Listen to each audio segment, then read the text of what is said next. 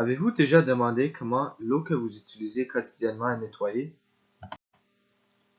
Étape 1. La filtration va être le processus de séparer les matières plus grosses de l'eau. Par exemple, on retrouve des couches, du papier de toilette, des papiers bruns et autres matières solides non biologiques qui doivent être séparées de l'eau pour continuer le processus. Étape 2. Au stage de traitement primaire, on enlève les matières organiques solides, comme les excréments humains. On fait décanter l'eau. La décantation est simplement quand on laisse travailler la gravité. Les matières solides organiques vont se déposer au fond des gros bacs et on pourrait continuer avec l'eau qui reste. Étape 3.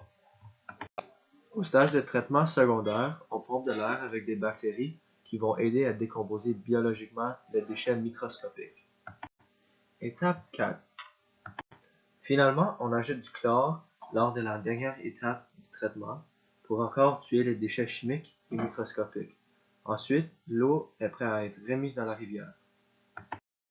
Par contre, le problème dans le monde n'est pas notre système de nettoyage d'eau, mais le fait qu'au lieu de nettoyer la plupart de l'eau au monde, on le rejette dans la rivière sans le nettoyer. Et ceci est un gros facteur dans la pollution sur la planète Terre et une source directe de la destruction des écosystèmes aquatiques.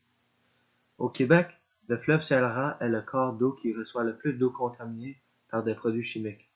Puisque le fleuve Saint-Laurent est la source principale d'eau potable pour presque la moitié du Québec, ceci est un gros problème que la province d'Ontario partage, mais dans notre cas avec de 5 grands lacs.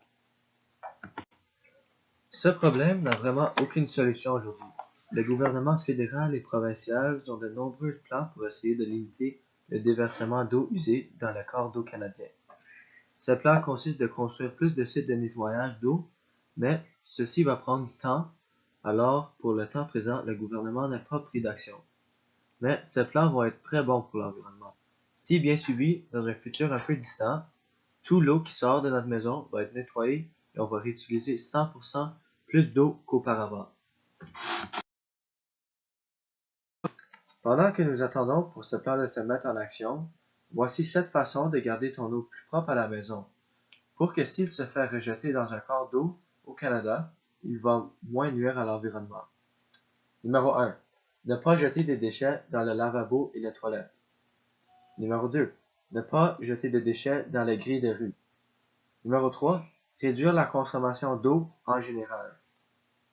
Numéro 4. Optimiser l'utilisation de la chasse d'eau quand on va à la toilette. Numéro 5. Limiter les lavages d'auto ou de l'en dehors de la maison qui ne sont pas nécessaires. Numéro 6. Ne pas complètement vider la piscine durant l'hiver. Numéro 7. Utiliser des produits de lavage biodégradables.